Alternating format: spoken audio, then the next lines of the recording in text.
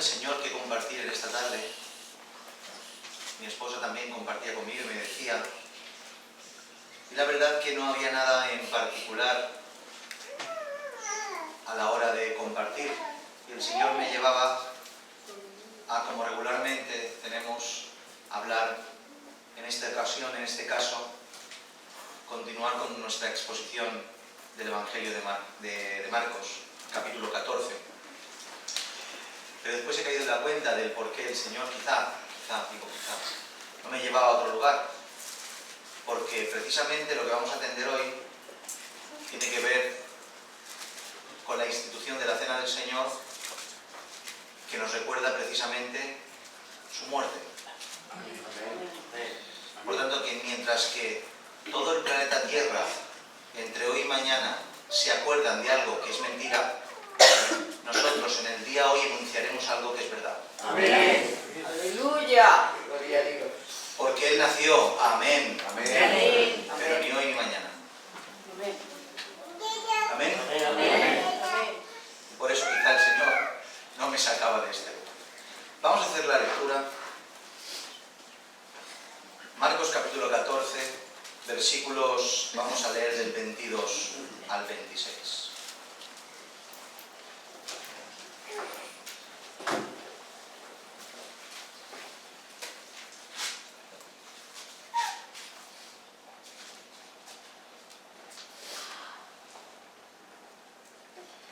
Dice, y mientras comían, Jesús tomó pan y bendijo y lo partió y les dio, diciendo, tomad, esto es mi cuerpo. Y tomando la copa y habiendo dado gracias, les dio y bebieron de ella todos. Y les dijo, este es mi sangre del nuevo pacto, que por muchos es derramado.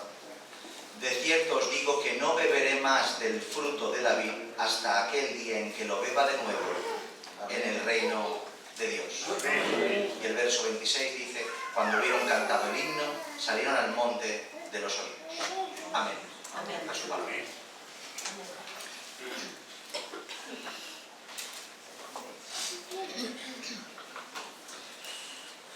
En el sermón anterior estuvimos, en cuanto al Evangelio de Marcos, estuvimos ubicados en el momento exacto en el cual Jesús manda a sus discípulos a que encuentren lugar para que preparen la Pascua. ¿Recuerdan? Amén. Estuvimos viendo cómo Jesús se sentó a la mesa con los 12 en el aposento alto y ya estaba todo preparado para celebrar la fiesta, como tenían por costumbre.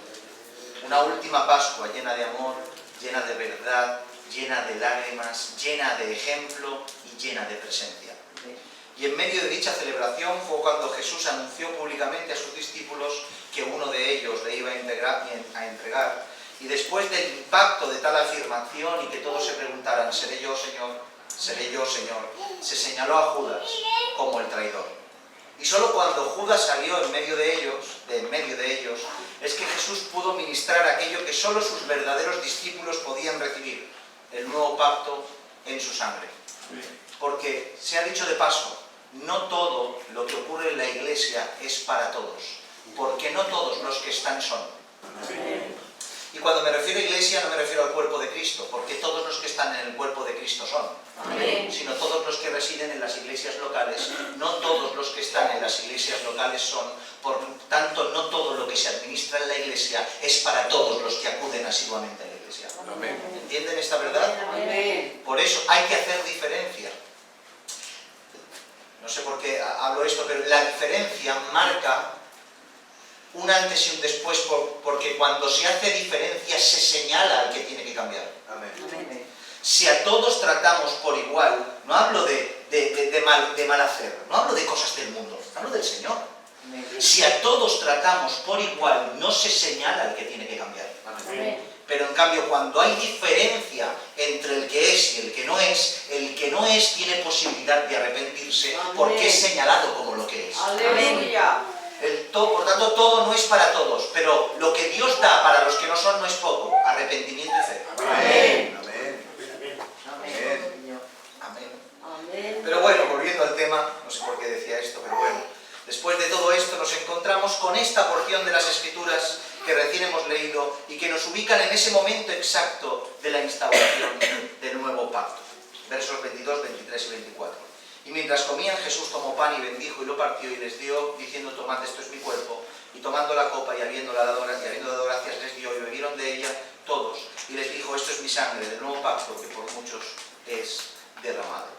Esta porción de las Escrituras encierra uno de los momentos más relevantes de la vida de nuestro Señor Jesucristo, la instauración del nuevo pacto en su sangre. Y decimos que es uno de los momentos más relevantes, ya que tiene que ver con el propósito principal del advenimiento de nuestro Señor Jesucristo, la redención. Y decimos que es uno entre muchos, porque la labor de Jesús no se limita a una sola cosa, sino que con Él no llegó solo algo, con Él llegó todo. Amén.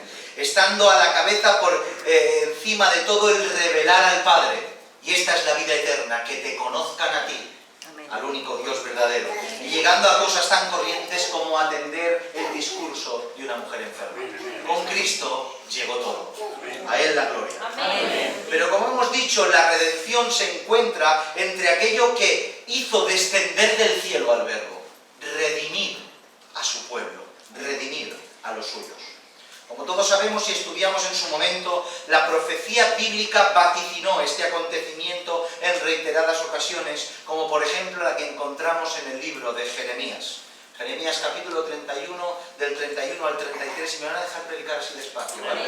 He aquí que vienen días, dice el Señor, en los cuales haré nuevo pacto con la casa de Israel y con la casa de Judá, no como el pacto que hice con sus padres en el día que tomé su mano para sacarlos de la tierra de Egipto, porque ellos invalidaron mi pacto, aunque fui yo un marido para ellos, dice el Señor. Pero este es el pacto que haré con la casa de Israel después de aquellos días, dice el Señor. Daré mi ley en su mente y la escribiré en su corazón, y yo seré a ellos por Dios, y ellos me serán por pueblo. Amén. A su palabra.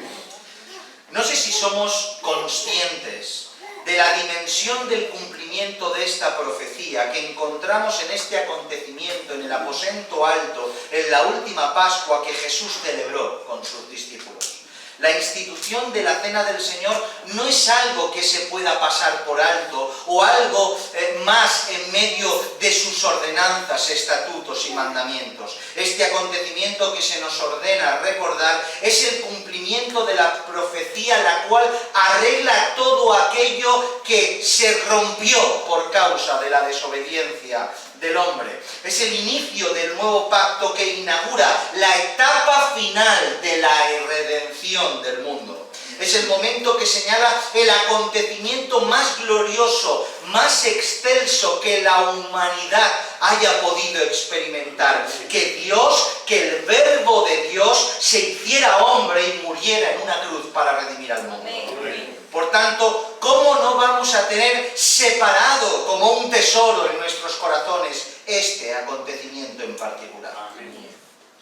¿Cómo no lo vamos a tener atesorado en una parte especial de nuestros corazones, almas y mentes, la conmemoración del nuevo pacto en su sangre? Si recuerdan bien, Dios en Sinaí, después de sacar a su pueblo de la esclavitud de Egipto, pacta con ellos en las faldas de aquella montaña. Un pacto el cual tuvo como testigo la propia presencia de Dios y como documento acreditativo la ley. Pero este mismo pacto, desde su propio inicio, ya fue invalidado, ya que antes de la firma del acuerdo, la mayoría del pueblo de Israel se postró ante otros dioses. ¿Recuerdan lo que ocurrió? Moisés recibiendo la ley desde el mismo cielo con el propio dedo de Dios, y mientras tanto en el pueblo idolatrando y celebrando a un Dios no verdadero, sino falso, por mucho que ellos dijeran que adoraban al Dios de verdad. Porque el Dios de verdad dice cómo tiene que ser adorado. Y como siempre, la desobediencia provoca el desastre. Porque todos los desastres los provoca la desobediencia. Se tuvo que posponer el pacto que Dios quería hacer con su pueblo y de tener una relación directa con Dios y una ley que se esculpiera dentro de sus corazones, tuvieron que tomar dicha ley como un ayo hasta que viniera lo perfecto. ya que pueden ver que las tablas que se escribieron con el dedo de Dios tuvieron que ser rotas porque no pudieron ser firmadas por la desobediencia, y le tocó escribir a Moisés unas nuevas tablas para dar la ley, posponiendo lo que Dios quería hacer con su pueblo. Es por eso que la relación de pacto que Dios pretendía tener en Sinaí tuvo que posponerse hasta que viniera aquel que arreglara y propiciara definitivamente esa relación de los hombres para con Dios. Todo lo concerniente a los pactos es un tema apasionante y necesario, pero muy extenso como para hablarlo en unos minutos. Por eso, solo permítanme resaltar algunas cosas para llevarnos al lugar en el día de hoy. En el libro de los Hebreos, sobre todo en sus capítulos 8 y 9, nos muestra esta verdad gloriosa entre la diferencia del antiguo pacto y el nuevo pacto. Noten, leemos lo siguiente en Hebreos capítulo 8, versículo 6. Pero ahora, tanto mejor ministerio es el suyo, cuanto es mediador de un mejor pacto establecido sobre mejores promesas. Podemos ver de una manera clara como el autor de Hebreos en este versículo nos deja claro que el nuevo pacto es superior al antiguo. Y no solo eso, sino que además se nos dice el por qué es superior al antiguo. Por un lado, porque se estableció sobre la base de mejores promesas, pero por otro lado, sobre todo, por aquel quien lo ministró, Amén. Nuestro Señor Jesucristo. Amén. Respecto al antiguo pacto nos dice la Escritura algo sorprendente. Dice el versículo 7, el que le sigue al 6. Porque si aquel primero hubiera sido sin defecto, ciertamente no se hubiera procurado lugar para el segundo. No sé si a ustedes les impacta este verso, pero a mí me impacta. Porque dice que el antiguo pacto tenía defecto. Noten que nos dice que el antiguo pacto era con defecto, por tanto algo que con defecto no puede permanecer. Pero yo les pregunto, ¿cómo puede algo que proviene de Dios tener defecto? ¿Cómo puede algo que proviene del cielo tener defecto? Sencillo, porque el defecto proviene de aquel con quien se pactó. Porque todo lo que viene de Dios es perfecto. Amén. El defecto no vino del cielo. Vino con aquel y por aquel con quien se pactó. Amén. Un pacto, mis hermanos, básicamente es el acuerdo que se establece entre varias personas, las cuales están sujetas a aquello que previamente se estableció, ¿sí? Amén. Como todos ustedes saben, cuando se trata de hablar de pactos entre Dios y los hombres, existen pactos condicionales y pactos incondicionales. Y la diferencia entre esto reside básicamente en que, mientras que un pacto condicional contempla la responsabilidad tanto de Dios como del hombre, un pacto incondicional solo tiene que ver con la fidelidad de Dios, ignorando la responsabilidad del hombre. En este caso, en Sinaí, las promesas estaban sujetas a la obediencia del hombre. Si vosotros hiciereis, si guardareis mis mandamientos, si obedeciereis mis ordenanzas, yo haré tal y cual cosa. Un pacto condicionado a la obediencia. Por tanto, el hombre, al transgredir la ley, puso el defecto en el antiguo pacto, haciendo que Dios no pudiera cumplir lo prometido. Por eso el antiguo pacto tenía defecto. ¿Lo han entendido? Amén. Es por eso que fue necesario, como dice el texto, un nuevo pacto. Uno que no dependiera de los hombres. Un pacto que arreglara su mal y garantizara el cumplimiento de las promesas establecidas en dicho pacto. Uno que traspasara el Sinaí y se conectara con las promesas a Abraham, el cual Dios no tuvo que pactar con él, sino que pactó consigo mismo para que lo que prometió se cumpla. Amén, Señor. Así pues, sacando el defecto, el cual es el hombre, y depositando la garantía del cumplimiento en el Hijo y su sacrificio, se sentaron las bases incondicionales del nuevo pacto en su sangre. Amén. Esto es glorioso. Amén. Esto es glorioso, mis hermanos. Es por eso que dice la Escritura en Hebreos, capítulo 9, versículo 14 en adelante, algunos versos sueltos, dice: cuánto más la sangre de Cristo, el cual mediante el Espíritu eterno se ofreció a sí mismo sin mancha a Dios, limpiará vuestras conciencias de obras muertas para que sirváis al Dios vivo. Así que por eso es mediador de un nuevo pacto, para que interviniendo muerte para la remisión de la transgresión que había bajo el primer pacto, los llamados recibieran la promesa de la herencia eterna. Amén. Y dice el 24 en adelante: porque no entró Cristo en el santuario hecho de mano, figura del verdadero, sino en el cielo mismo, para presentarse ahora por nosotros ante Dios, y no para ofrecerse muchas veces, como entra el sumo sacerdote en el lugar santísimo cada año con sangre ajena. De otra manera le hubiera sido necesario padecer muchas veces desde el principio del mundo, pero ahora en la consumación de los siglos se presentó una vez y para siempre por el sacrificio de sí mismo para quitar de en medio el pecado. Amén. Es para saltar por la ventana esta porción de las Escrituras. Es por eso que tenemos que entender que todo lo que en el antiguo pacto se estableció era una sombra y apuntaba a lo perfecto. Amén. Todo es una sombra que apunta a lo perfecto, y el único perfecto es Cristo. Amén. ¡Aleluya! Amén. A un santuario no terrenal sino celestial. ¿Se acuerdan cómo se hizo? ¿Ustedes saben de dónde sacó los planos Moisés para hacer el tabernáculo? Vino, le mandó un arquitecto del cielo. Conforme al modelo que viste, construye. Amén. Porque el santuario verdadero no se hizo en la tierra, está en el cielo. Amén. A un sacerdote no que tuviera que sacrificar por sí mismo para poder oficiar, sino a uno perfecto que descendió del cielo y sacrificar una vez y para siempre, porque el sacrificio no tenía que ofrecerse continuamente, uno a uno, semana a semana, mes tras mes, año tras año, sino un sacrificio que expió y limpió, quitando el pecado definitivamente. Amén. Señor. ¿Estamos aquí? Amén.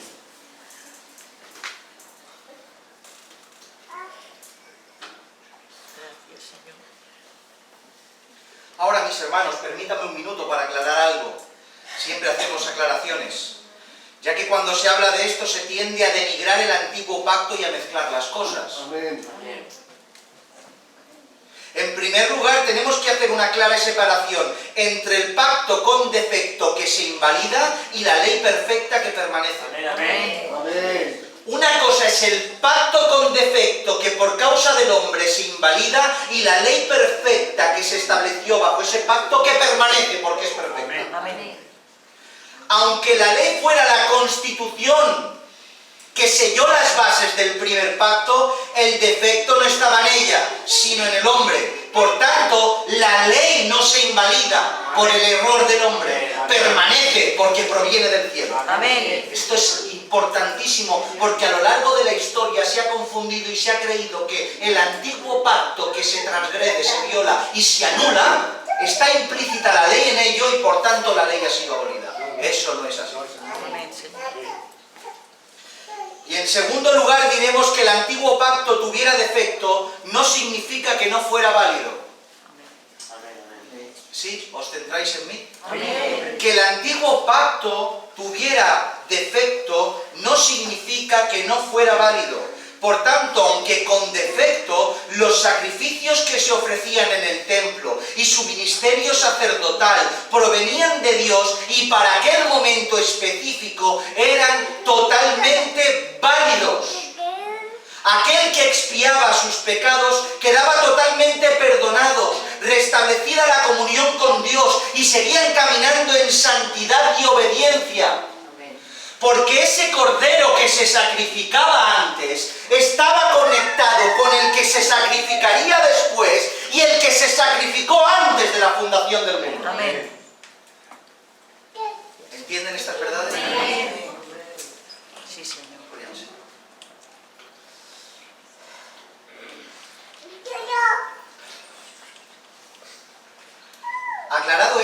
regresando a la cuestión. Como decíamos, no podemos tener este acontecimiento como algo más, sino como la instauración y recordatorio de aquello que trae a la memoria el acontecimiento más relevante de toda la historia, el sacrificio definitivo por el pecado del mundo. Amén. Amén. Sí, gloria al Señor. Vamos a... Eso es. Sí. Pues si no, no es por lo que hace el niño, es porque todos lo miran. Sí. Gloria al Señor. Señor, bendiga a nuestros pequeños. Amén. Amén. ¿Qué decía?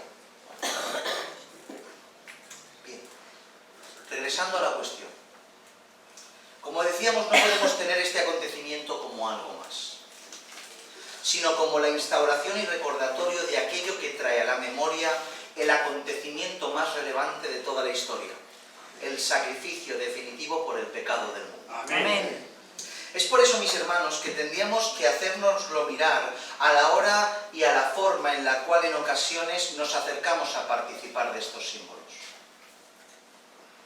El texto nos dice que Jesús tomó los símbolos de la cena pascual, el pan y el vino, para instituir el nuevo pacto. Este es mi cuerpo, que por vosotros es partido, esta es mi sangre, que por vosotros es derramada. Y en 1 Corintios 11 se nos recuerda que el que participe indignamente será culpado del cuerpo y de la sangre del Señor. Porque no ser conscientes de este gran acontecimiento y participar de cualquier manera se constituye un pecado que incluso puede hacer que alguien, Dios lo quite de en medio. Amén. Debilitados, enfermos y duermen. Amén. Amén.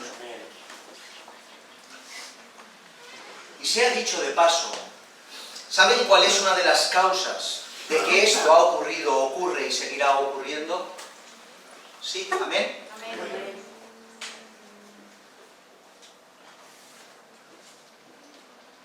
Una de las causas por lo cual esto ocurrió y seguirá ocurriendo, es por la errónea interpretación de creer que la cena del Señor y su recordatorio es algo que debe celebrarse semanalmente cada domingo en las iglesias. Esa es una de las causas. Y ya no me meto en aquellos que practican y participan de esto riendo, o participan de la cena del Señor y después de tomar el pan, claro, como han comido y han bebido, se salen afuera a la calle a fumarse un cigarro.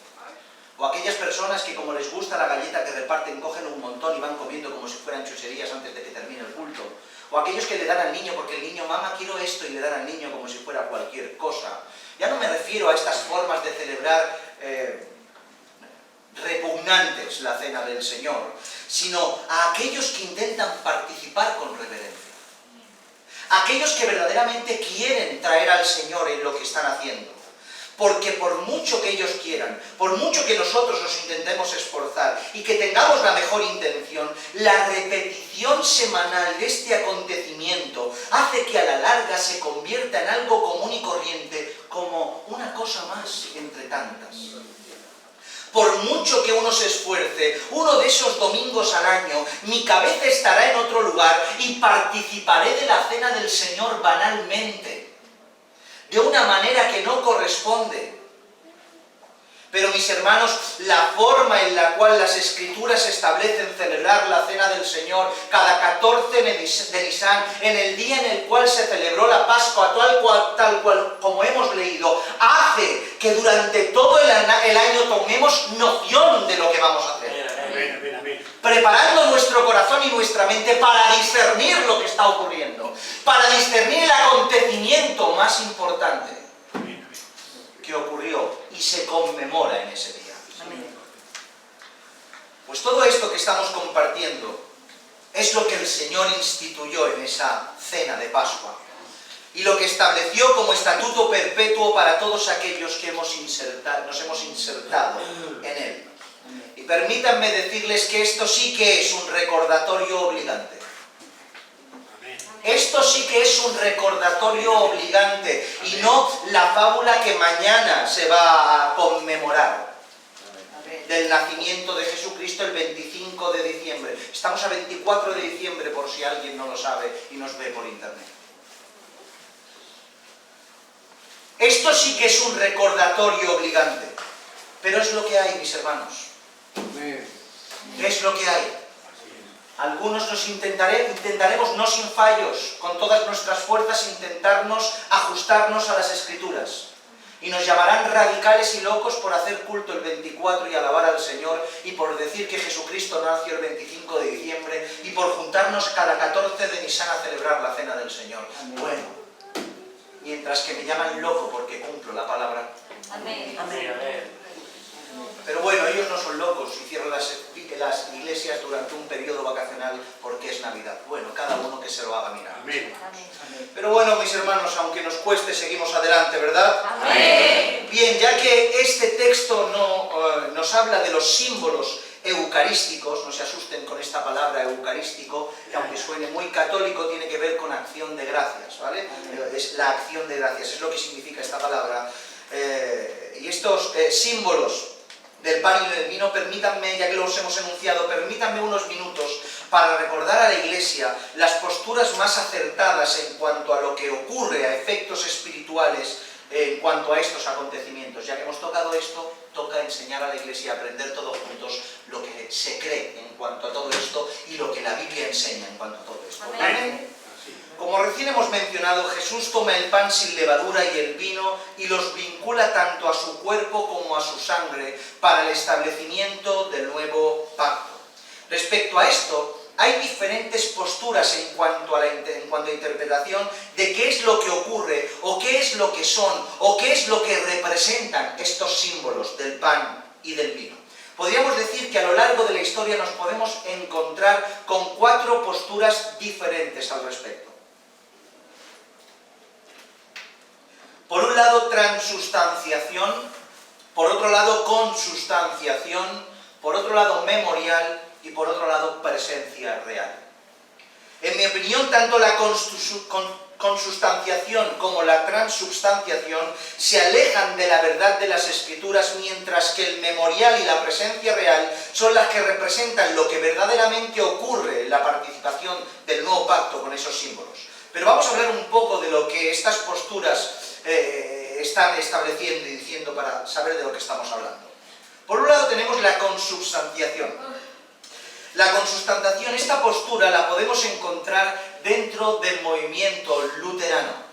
Los luteranos son uno de los movimientos protestantes más antiguos, ya que surgen del propio Lutero y esos primeros protestantes que abandonaron el catolicismo romano. ¿Me siguen, verdad? Amén. Entre sus formas de culto hay cosas muy semejantes al catolicismo, ya que el movimiento que sostiene las creencias, las creencias de su fundador, Martín Lutero. Y aunque es la figura más representativa del movimiento protestante, no dejaba de ser un monje que no abolió con todas las creencias heredadas que tenía del catolicismo romano. Por tanto, como dicen, Lutero protestó mucho, pero no protestó de todo. Entre dichas formas de culto, que son de algunas maneras semejantes como el catolicismo romano, encontramos la consustanciación. Esta postura, aunque difiere de la transubstanciación, nadie negará que es muy similar a ella. Según ellos, el pan y el vino no cambian de sustancia, sino que el cuerpo y la sangre real de Cristo coexisten con el pan y con el vino al mismo tiempo. En otras palabras, aunque el pan y el vino siguen estando presentes juntamente adheridos a estos, se encuentran literalmente el cuerpo y la sangre de nuestro Señor Jesucristo. De ahí consustancial. El pan y el vino literal, juntamente que se adhiere el cuerpo y la sangre real de nuestro Señor Jesucristo. Por otro lado tenemos la transustanciación. Esta postura es la que caracteriza la celebración de la Eucaristía dentro de la Iglesia Católica Romana. Ellos, en el momento de la participación de los símbolos, creen que tanto el pan como el vino cambian de sustancia, convirtiéndose realmente en el cuerpo y la sangre de nuestro Señor Jesucristo. Según ellos, tienen autoridad como sacerdotes dada por Dios para ofrecer a Cristo en el sacrificio de la misa, literalmente. Y por ende, cuando el sacerdote consagra los alimentos, estos transforman su naturaleza. Su aspecto exterior queda intacto, pero su sustancia, su naturaleza, se transforma. Esta creencia la sostienen históricamente haciendo alusión al Cuarto Concilio Laterano en el año 1215 después de Cristo, bajo la dirección del Papa Inocencio III, que estableció la transubstanciación como doctrina oficial de la Iglesia romana. En 1376, en el Concilio de Trento, podemos ver esa forma de interpretar los símbolos eucarísticos como transubstanciación. Pero como les decía hace un momento, ninguna de estas dos posturas tienen sostenimiento bíblico ni histórico, ya que, como pueden ver, las primeras alusiones a la transubstanciación son tardías y no se encuentra en los documentos históricos de la Iglesia primitiva, ni en la Biblia ni en la historia primitiva. El problema con todo esto es lo que ocurre siempre con la interpretación del católico romano, ya que éstas están circunscritas a la voz no de las Escrituras, sino a la voz de su magisterio, estando el Papa a la cabeza. Y ellos no saben el problemón que tienen con esto. Si en cierto momento de la historia se establecía ex cátedra la transubstanciación como dogma oficial de la Iglesia, no existía más posibilidad a llevar la contraria. Esto es así y no hay más que hablar, porque la Biblia no es la que manda, el Papa es el que manda. Pero si en vez de cegarse delante de su magisterio, si tuvieran las Escrituras como la fuente absoluta de revelación, subyugando todo lo demás a estas, entenderían lo que ellas dicen al respecto de esto. Podrían entender cosas como que Jesús habla en reiteradas ocasiones y la Biblia en reiteradas ocasiones presenta argumentos de forma figurada. Es por eso que las parábolas y las alegorías forman parte no solo del contenido bíblico, sino de las enseñanzas de Jesucristo. Podemos ver como, por ejemplo, Jesús representa el pecado como la levadura de los fariseos, o como presenta la regeneración con el nacimiento de nuevo, o como a él mismo se presenta como la puerta, el camino, el templo, la vid, o en este caso como el pan y como el vino. Amén. En muchas de estas ocasiones, Jesús, al igual que el catolicismo romano hace en la actualidad y a lo largo de la historia, malinterpretaron a Jesús creyendo que hablaba literalmente. Creyendo que cuando dijo, ¿veis el templo? Lo derribaré en 3 días lo derribaré y en 3 días lo reconstruiré. Diciendo, pero ¿cómo va a construir el templo en 3 días? Y no sabían, dice la Biblia, que hablaba de su propio cuerpo. Hablaba a Cristo de una forma figurada y ellos lo malinterpretaron por entenderlo de una forma literal. O en el contexto de Juan 3 con Nicodemo, nacer de nuevo, me tendré que meter en el vientre de mi madre, pero ¿qué dices, Nicodemo? ¿Acaso no conoces tú esto?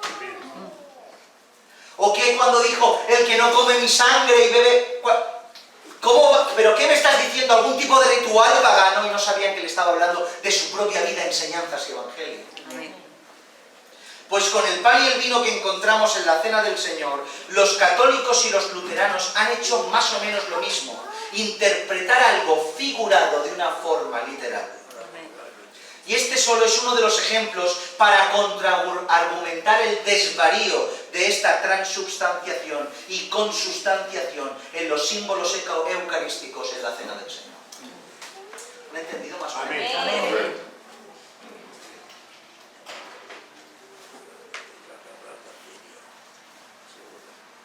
Como hemos dicho, estos dos mencionados están alejados de la verdad bíblica. Pero los dos que vamos a mencionar sí que tienen contenido bíblico y se ajustan a la verdad de las Escrituras. Por un lado, lo que se conoce como el memorial en el Nuevo Pacto en su sangre. Aunque no se puede sostener con absoluta certeza, esta postura se asocia directamente al pensamiento de Ulrico Zwinglio. Este es juntamente con Lutero, uno de los reformadores importantes del protestantismo.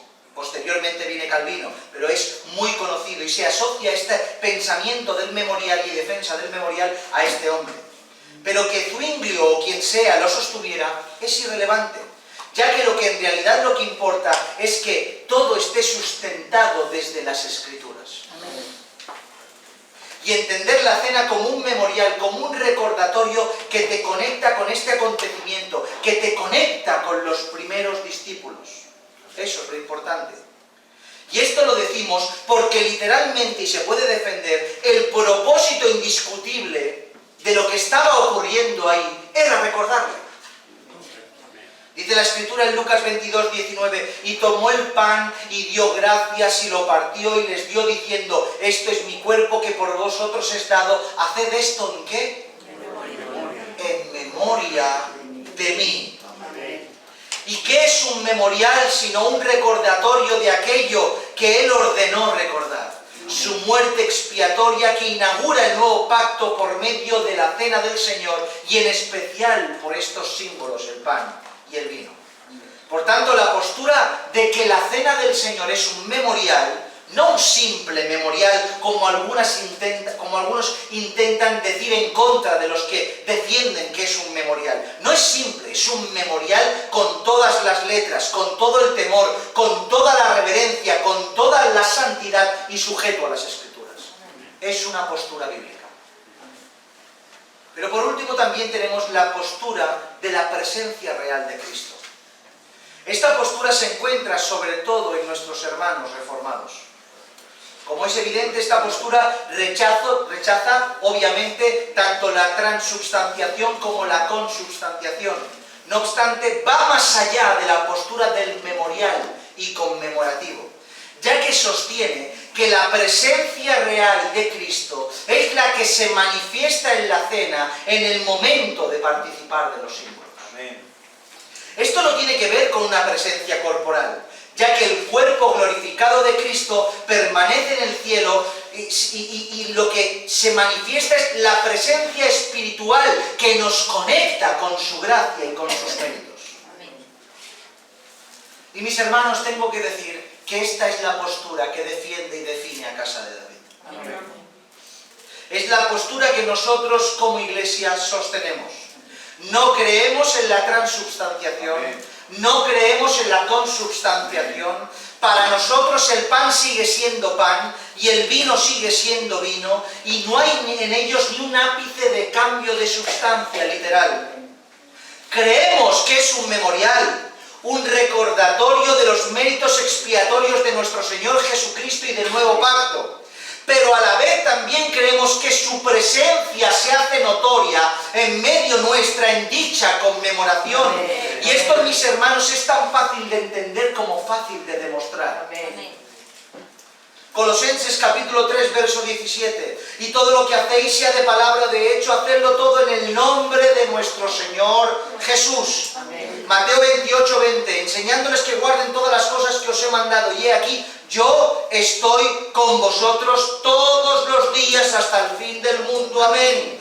Romanos 8, 9. Mas vosotros no vivís según la carne, sino según el Espíritu. Si es que el Espíritu de Dios mora en vosotros, y si alguno no tiene el Espíritu de Cristo, no es de él, el Espíritu de Cristo morando en nosotros. Mateo 18, 20, último verso. Porque donde están 2 o 3 congregados en mi nombre, allí estoy yo en medio de ellos. Por tanto, si Cristo en espíritu y en representación absoluta como cabeza del cuerpo de Él mismo ha prometido estar siempre con nosotros de una forma diaria, continua y general, ¿cómo no se hará presente de una forma palpable y real, espiritualmente hablando, en el momento que nos manda recordarle y establece el nuevo pacto en su sangre y precisamente dice que ese cuerpo, ese pan es su cuerpo y ese vino es su sangre? ¿Cómo no va a estar presente? Amén. Obviamente que su presencia se hace presente. Amén. Por tanto, la forma de entender lo que ocurre en la Cena del Señor, más acertada y la que más representa lo escrito, Es la cena del Señor en su memoria. Es la cena del Señor, que la cena del Señor, perdón, es un memorial del nuevo pacto y que provoca de una manera clara y tácita su presencia en recordatorio de esa expiación que quita el pecado. Amén. ¿Habéis entendido todo esto? Amén. Terminamos. De cierto os digo que no beberé más del fruto de la vida hasta aquel día que no lo beba de nuevo en el reino de Dios. Amén. Esta declaración tuvo que ser tan triste como de sumo gozo para los discípulos, ya que en una sola frase se establecen muchas verdades importantes que provocan todo tipo de sentimientos y sensaciones. Triste en un sentido porque su amado maestro les estaba diciendo una vez más que no pasaría una fiesta más con ellos, vaticinando nuevamente su muerte inminente. Pero verdades de sumo gozo porque aunque declaró que moriría, hace una declaración contundente tanto de su resurrección como de su regreso. Amén. En una sola frase dice que muere, dice que resucita y dice que regresa. Amén. La beberé en el reino de mi Padre de nuevo, haciendo una clara alusión que la tumba, la muerte no lo podría retener, que resucitaría el tercer día y regresaría para celebrar dicha fiesta y volver a beber del fruto de la vid en el reino de su Padre. Amén. Pero no solo eso les provocó gozo, sino que el gozo fue aún mayor, porque hay algo que el Evangelio de Marcos omite y que el Evangelio de Mateo revela. Y dice Mateo 26, 29, y os digo que desde ahora no beberé de este fruto de la vid hasta aquel día que lo haga y lo beba de nuevo, y dice, entre el reino de mi Padre y beber de nuevo, ¿saben lo que dice? Con vosotros. Amén. Amén. Amén. Amén. Por tanto, el Señor les dijo, resucitaré, volveré, beberé del fruto de la vid en el reino de mi Padre y lo volveré a hacer con vosotros, Gloria a Dios. vaticinando su resurrección y la vida eterna. Sí, Señor. Así pues, decir que la cena del Señor no solo es un recordatorio de su muerte, sino también de su resurrección y de su venida. Cuando vieron cantado el himno, al final salieron al monte de los olivos. Cuando terminaron con todo aquello que debía hacerse, la conclusión de la fiesta de Pesaj, de la fiesta de la Pascua, se establece por medio de un himno, de un cántico lleno de alabanza y gratitud. Amén. Este himno se conoce como el Halel de Pesaj, el cual es la plegaria de conclusión de la festividad. Este canto está compuesto, entre otras cosas, con el recitar los salmos del 113 al 118 y tiene que ver con cánticos de agradecimiento. ¿Saben lo que dicen algunos? Esto yo lo desconocía, lo he leído en esta ocasión, que estos cánticos de agradecimiento pueden ser que sean los mismos cánticos de la primera redención.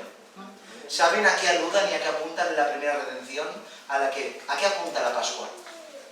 La Pascua es un recordatorio ¿de qué? ¿No lo saben? De cuando Israel salió de la esclavitud de Egipto. Y cuando salieron de la esclavitud de Egipto fueron redimidos, liberados de la esclavitud. Y dice que cuando salieron de la esclavitud, recuerdan que empezaron a cantar el cántico de Miriam, pues dicen que ese cántico de alabanzas, ese Halel de Pesaj se originó en la liberación de la esclavitud, cantando en el desierto cuando fueron liberados. Amén. ¿Fuiste liberado? Amén. Canta. Amén. Aleluya. Sí, Señor. Canta. Cantemos salmos a su nombre. Amén. Pero lo que me llama la atención de todo esto es que después de tales declaraciones, después de tales acontecimientos, tanto Cristo como sus discípulos tenían deseos de cantar. Deseos de cantar. No fue una Pascua cualquiera, fue la Pascua en la cual el traidor salió. 3 años y medio comiendo del mismo plato y sale el traidor que lo iba a traicionar, uno entre medio de los 12.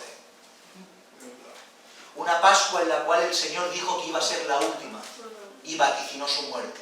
Pero aún así, a pesar de todas estas dificultades, a pesar de todas estas adversidades, a ninguno se le quitó el cántico. Amén.